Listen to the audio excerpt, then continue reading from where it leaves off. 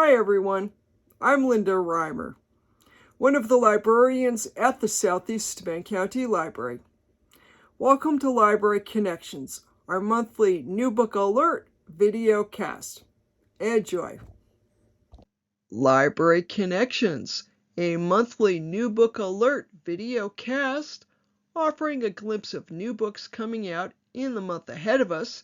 This time around, these are new titles coming out in September 2023. I don't know where summer's gone, but it certainly is going. But that's okay because there's lots of great books coming out this fall.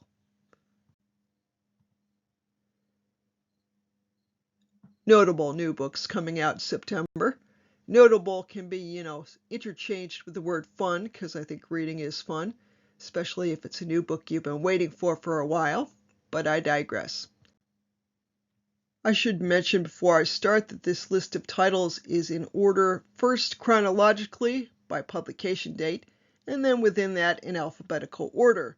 So our first new title of note is the new Stephen King novel Holly, which is coming out really soon on September 5th. So having told you that, let me tell you a little about the plot. Stephen King's Holly marks the triumphant return of beloved King character Holly Gibney. Readers have witnessed Holly's gradual transformation from a shy but also brave and ethical recluse in Mr. Mercedes to Bill Hodges' partner in Finders Keepers to a fully fledged smart and occasionally tough private detective in The Outsider. In King's new novel, Holly is on her own and up against a pair of unimaginably depraved and brilliantly disguised adversaries. When Penny Dahl calls the Finders Keepers detective agency, hoping for help locating her missing daughter, Holly is reluctant to accept the case. Her partner Pete has COVID. Her very complicated mother has just died, and Holly is meant to be on leave. But something in Penny Dahl's desperate voice makes it impossible for Holly to turn her down. Mere blocks from where Bonnie Dahl disappeared live Professors Rodney and Emily Harris. They are the picture of a respectable married couple, octogenarians devoted to each other, and semi-retired lifelong academics. But they are harboring an unholy secret in the basement of their well-kept, book-lined home, one that may be related to Bonnie's disappearance, and it will prove nearly impossible to discover what they are up to. They are savvy, they are patient, and they are ruthless. Holly must summon all her formidable talents to outthink and outmaneuver the shockingly twisted professors in this chilling new masterwork from Stephen King. So if you're looking to be scared, check out the new novel Holly, coming out September 5th. Our next notable new book is the latest novel in Craig Johnson's Longmire series. This one's called The Longmire Defense, and this time the characters are back in Wyoming. So let's see what's going on in the plot. Deep in the heart of the Wyoming countryside, Sheriff of Absaroka County, Walt Longmire, is called to a crime scene like few others he has seen.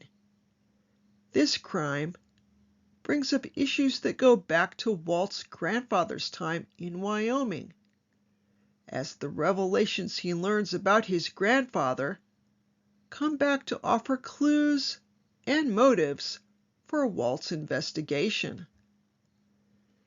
Filled with backcountry action and with the great cast of characters that readers have come to love with the Longmire series, this new book will be sure to satisfy both longtime readers and those new to the series.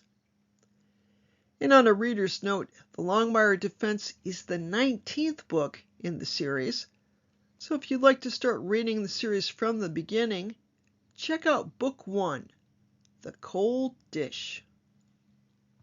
Our next new book is Payback in Death by J.D. Robb. This particular novel is one of Robb's Eve Dallas novels, so not surprisingly, this mystery starts out with Lieutenant Eve Dallas, who has just gotten home from a long overdue vacation when she responds to a call of an unattended death. The victim is Martin Greenleaf, retired Internal Affairs captain. At first glance, the scene appears to be suicide, but the closer Eve examines the body, the more suspicious she becomes. An unlocked open window, a loving wife and family, a too-perfect suicide note. Eve's gut says it's a homicide. After all, Greenleaf put a lot of dirty cops away during his 47 years in Internal Affairs. It could well be payback, and she will not rest until the case is closed. Now, believe it or not, and I had a hard time believing it because, wow, 57 books is a lot, but this is, in fact, the 57th book in the Eve Dallas series. So if you're looking for a series, if you haven't read this one and you want to dig in and binge read, this is a good series to choose. This is written pseudonymously, and I can't say that. It's one of those days where I can't pronounce that. But anyway, by Nora Roberts, who is the mastermind behind the J.D. Robb series. And if you'd like to binge read the series from the beginning, check out Book 1, Naked in Death, which was first published in 1995. And boy, Tempest Fugit, it does indeed. Our next new read is the latest by Anne Cleeves. This is called The Raging Storm. It's a Detective Matthew Venn novel. And it opens with fierce winds, dark secrets, and deadly intentions. When Jem Roscoe, sailor, adventurer, and legend, blows into town in the middle of an autumn gale, the residents of Greystone, Devon, are delighted to have a celebrity in their midst. But just as abruptly as he arrived, Roscoe disappears again, and soon his lifeless body is discovered in a dinghy anchored off Scully Cove, a place with legends of its own. This is an uncomfortable case for Detective Inspector Matthew Venn. Greystone is a place he visited as a child, a community he parted ways with. Superstition and rumor mix with fact as another body is found, and Venn finds his judgment clouded. As the winds howl, Venn and his team investigate, and he realizes that no one, including himself, is safe from Scully Cove's storm of dark secrets. And on a reader's note, this is the third full-length novel in the Two Rivers mystery series. It's preceded by the novels The Long Call and The Heron's Cry, and the short story The Girls on the Shore. Our next new read is the latest by William Kent Kruger. This one is a standalone novel. It's called The River We Remember. It opens on Memorial Day in 1958 as the people of Jewel, Minnesota, gather to remember and honor the sacrifices of so many sons lost in the wars of the past. When the half-clothed body of wealthy landowner Jimmy Quinn is found floating in the Alabaster River, dead from a shotgun blast. Investigating the murder falls to Sheriff Brody Dern, a highly decorated war hero who still carries the physical and emotional scars from his military service. Even before Dern has the results of the autopsy, vicious rumors begin to circulate that the killer must be Noah Bluestone, a Native American World War II veteran who has recently returned to Jewel with a Japanese wife.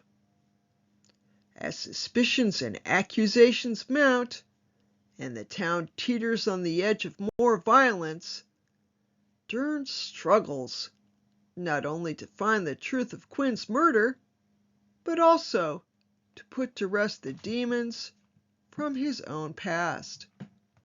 Our next recommended new read is the latest book in Seanan McGuire's October Day series. It's called Sleep No More. If you're not familiar with it, this series is urban fantasy, and disclaimer here, this is a favorite series of Linda. I love this series. It features a usually strong-willed protagonist named October Day, who is a little different in this novel for reasons which will be clear when I tell you about the plot of the book. But if you haven't read this series and you like strong female characters, I urge you to check it out. I would, however, recommend that you start reading with book 1, which is called Rosemary and Rue, because if you jump in at book 17, some of the backstory will probably be mystifying because you won't have the context. But having said that, let me tell you what's going on with October Day as the book opens. October is very happy with her life as the second daughter of her pure-blood parents. This is set in fairy, by the way, so October is half fae. So she's very happy as the second daughter of her pure-blood parents, and she's not a pure-blood, she's a half-blood. Her parents are Amandine and Simon Torquil, and October was born to be the changeling handmaid to her beloved sister August. She spends her days working in the family's tower, serving as August's companion and waiting for the day when her sister sets up a household of her own. Everything is right in October's fairy, everything is perfect, and everything is a lie. October has been pulled from her own reality and thrown into a twisted reinterpretation of fairy, where nothing is as it should be, and everything has been distorted to support Tantia's ideals. Tantia, by the way, is the Summer Queen of Fairy. Bound by the Summer Queen's magic and thrust into a world turned upside down, October has no way of knowing who she can trust, where she can turn, or even who she really is. As strangers who claim to know her begin to appear and the edges of Tantia's paradise begin to unravel, Toby will have to decide whether she can risk everything she knows based on only their stories of another world. But first, she'll have to survive this one, as Tantia demonstrates why she needed to be banished in the first place. And this time, much more than Toby's own life is at stake. Very cool series. Our next notable new book is nonfiction. It's called While You Were Out, an intimate family portrait of mental illness in an era of silence. It's written by Meg Kissinger. Growing up in the 1960s in the suburbs of Chicago, Meg Kissinger's family seemed to live a charmed life. With 8 kids and 2 loving parents, the Kissingers radiated a warm, boisterous energy. Whether they were spending summer days on the shores of Lake Michigan, barreling down the ski slopes, or navigating the trials of their Catholic school, the Kissingers always knew how to live large and play hard. But behind closed doors, a harsher reality was unfolding. A heavily medicated mother, hospitalized for anxiety and depression, a manic father prone to violence, and children in the throes of bipolar disorder and depression, 2 of whom would take their own lives. Through it all, the Kissingers faced the world with their signature dark humor and the unspoken family rule: never talk about it. While You Were Out begins as the personal story of one family's struggles and then opens outward, as Kissinger details how childhood tragedy catalyzed a journalism career focused on exposing our country's flawed mental health care. Combining the intimacy of memoir with the rigor of investigative reporting, the book explores the consequences of shame, the havoc of botched public policy, and the hope offered by new strategies of treatment. Powerful, candid, and filled with surprising humor, this is the story of one family's love and resilience in face of great loss. Our next new book is going back to the fiction category, Cheneville by Paulette Giles, who is one of our favorite historical fiction authors today. In this novel, Giles captivates with another reliably rugged Western odyssey. Wounded in the head in the final months of the Civil War, Union Army Lieutenant John Cheneville survives, and after recovering in a field hospital, is eventually sent home to St. Louis to recuperate. There, John is informed that his sister, her husband, and their infant child were all murdered by a deputy sheriff named Albert Dodd. After a year of rehabilitation, John decides he is strong enough to go after Dodd, who is on his way to Texas, crossing into Indian Territory from Fort Smith, Arkansas. John meets Aubrey Robertson, an English telegrapher, who gives him shelter during a snowstorm. But when Robertson is murdered, possibly by Dodd, John comes under suspicion, with a dogged U.S. Marshal named Giddens on his trail. As he enters Union-occupied Texas, John receives the help from telegraph operator Victoria Rivas, who keeps him apprised of both Dodd's and Giddens' movements, as all 3 men head for a fateful showdown in San Antonio. As usual, Giles impresses with vital characterizations, well-honed dialogue, and a granular description of the Old West.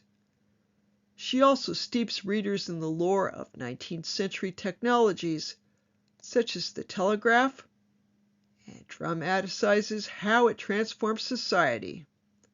This tale has true grit, and that's the Publisher's Weekly Review.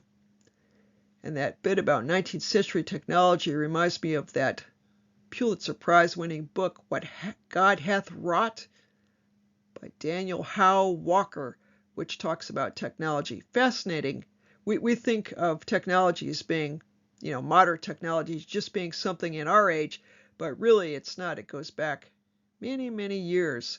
And in the 19th century, I remember from the Walker book, it talked about how when President Jackson in the early 19th century went to Washington to assume the presidency, he rode by horse. When he left at the end of his 2 terms, he took the train. That is just cool. And I'll try and keep my tech geekness in check here. But that is neat. And moving right along. Moving on to our next notable new read, it's the new biography of Elon Musk by Walter Isaacson. When Elon Musk was a kid in South Africa, he was regularly beaten by bullies. One day, a group pushed him down some concrete steps and kicked him until his face was a swollen ball of flesh. He was in the hospital for a week, but the physical scars were minor compared to the emotional ones inflicted by his father, an engineer, rogue, and charismatic fantasist. His father's impact on his psyche would linger.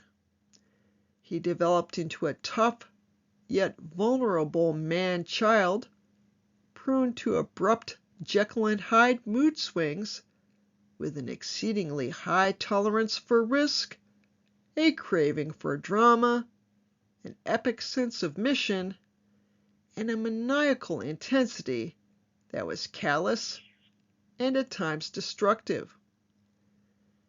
At the beginning of 2022, after a year marked by SpaceX launching 31 rockets into orbit, Tesla selling 1 million cars, and him becoming the richest man on Earth, Musk spoke ruefully about his compulsion to stir up dramas.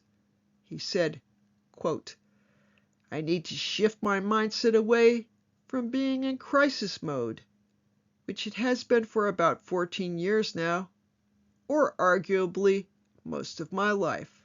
End of quote. It was a wishful comment, not a New Year's resolution. Even as he said it, he was secretly buying up shares of Twitter, the world's ultimate playground. Over the years, whenever he was in a dark place, his mind went back to being bullied on the playground. Now, he had the chance to own the playground.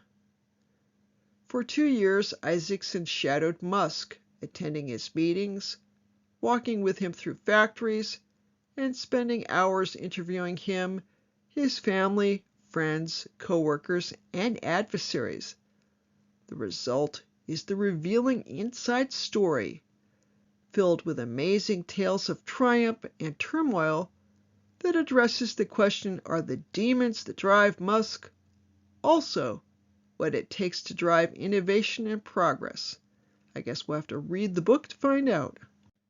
Moving on to our next notable new read, coming out September 12th. This one is called Hemlock Island. It's the new novel by Kelly Armstrong, and it follows Lainey Kilpatrick, who has been renting her vacation home to strangers, you guessed it, on Hemlock Island. The invasion of privacy actually gives her panic attacks, but it's the only way she can keep her beloved Hemlock Island, the only thing she owns, after a pandemic-fueled divorce.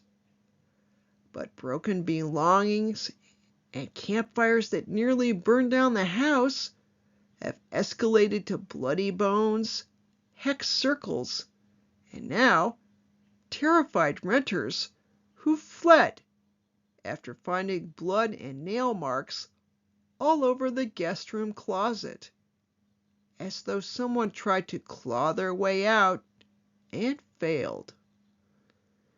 When Lainey shows up to investigate with her teenage niece in tow, she discovers that her ex, Kit, has also been informed and is there with Jayla, his sister, and her former best friend. Then Sadie, another old high school friend, charters over with her brother, who's now a cop.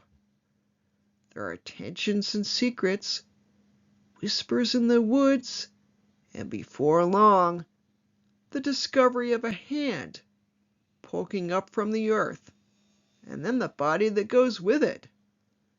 But by that time, someone has taken off with their one and only means of off the island, and they're trapped with someone or something that doesn't want them leaving the island alive.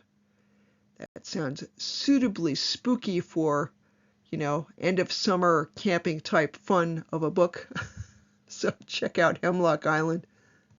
Our next new read is the latest by Kate Atkinson. It's called Normal Rules Don't Apply. Stories.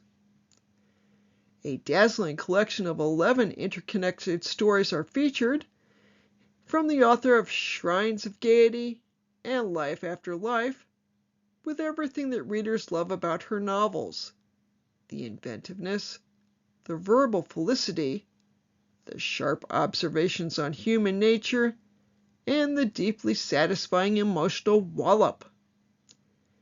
In this brilliant volume, nothing is quite as it seems.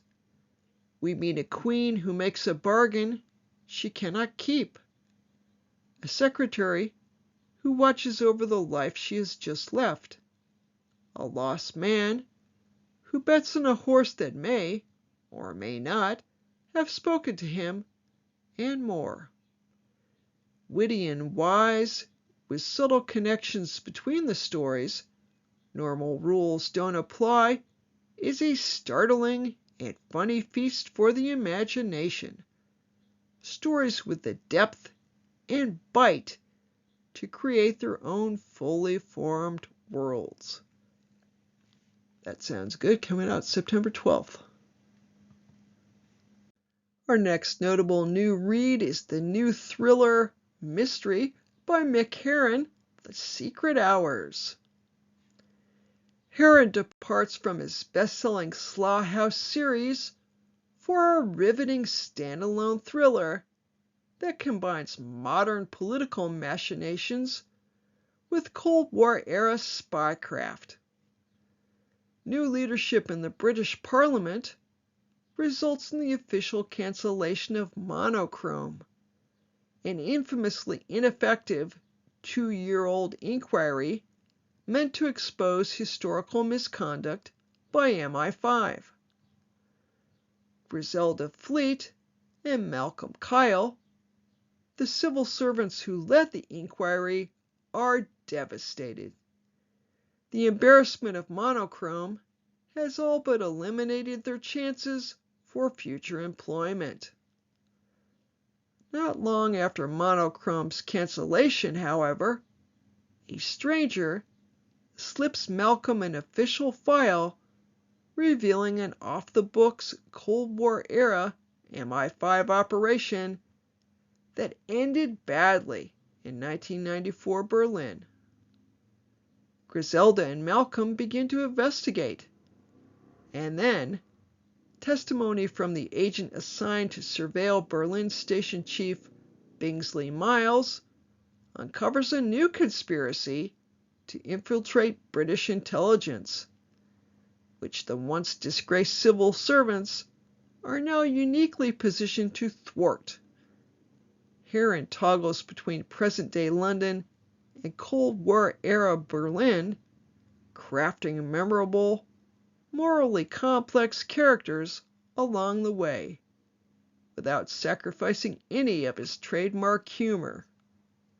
Espionage fans of all stripes will devour this exemplary outing.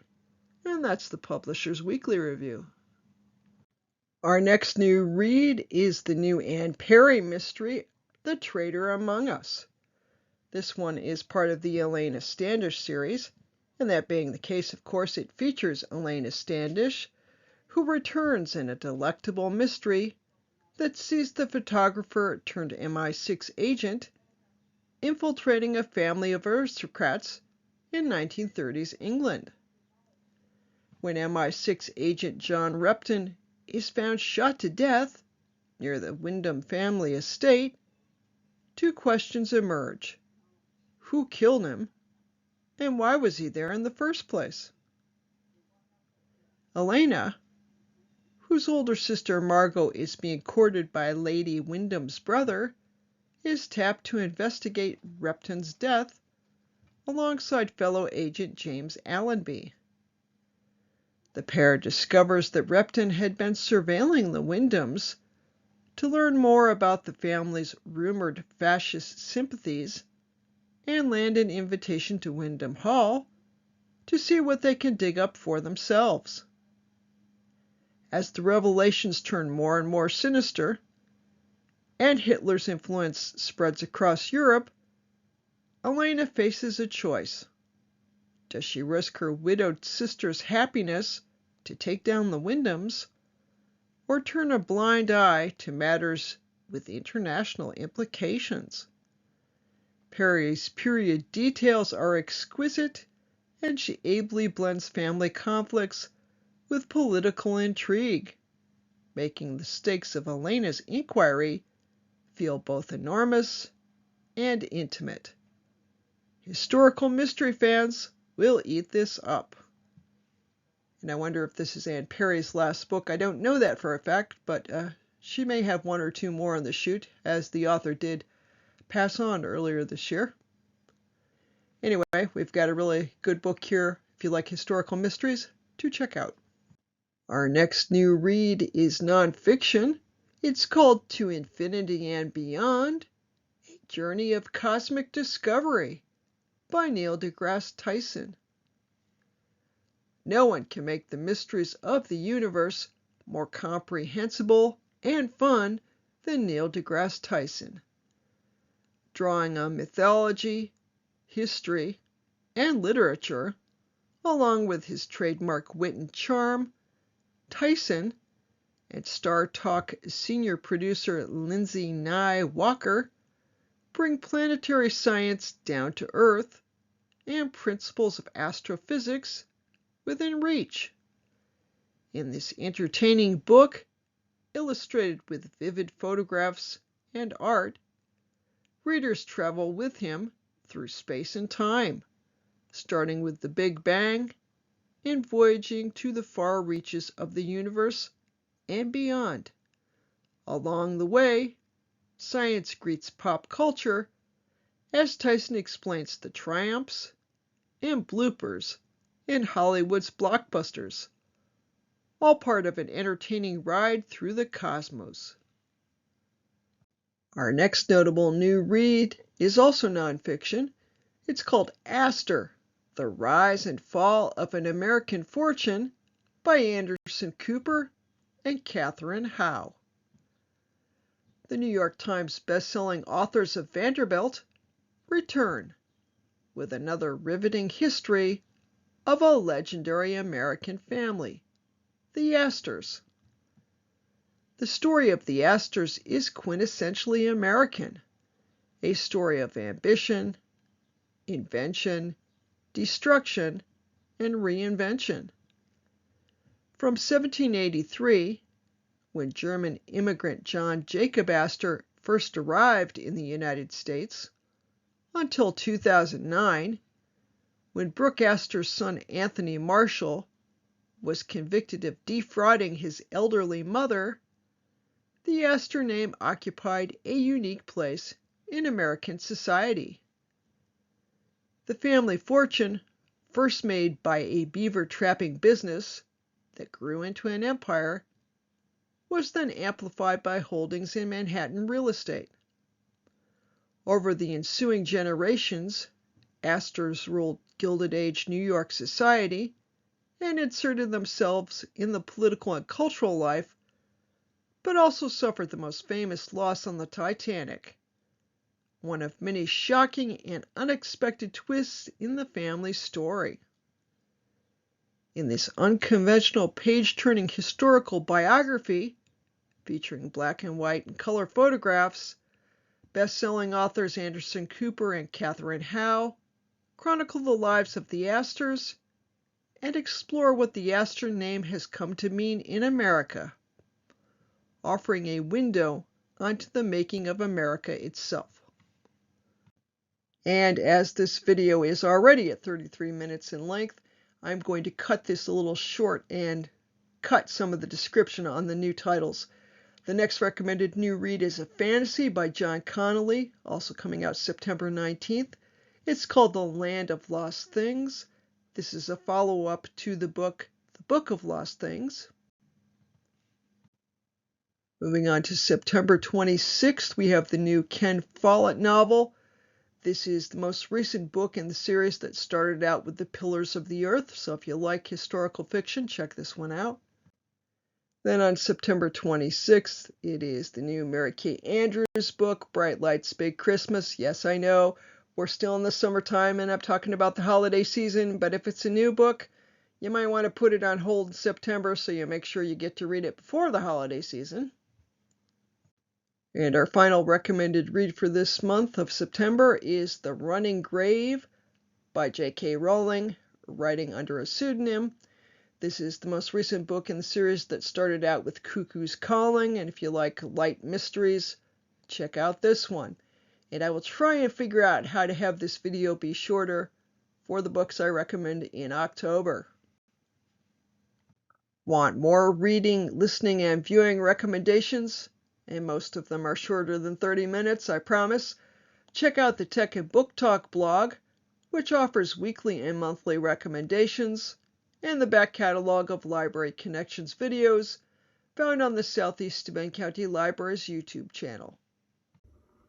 And that's the program for this month. I'll be back at the end of September with a list of new books to bring to your attention. Happy reading!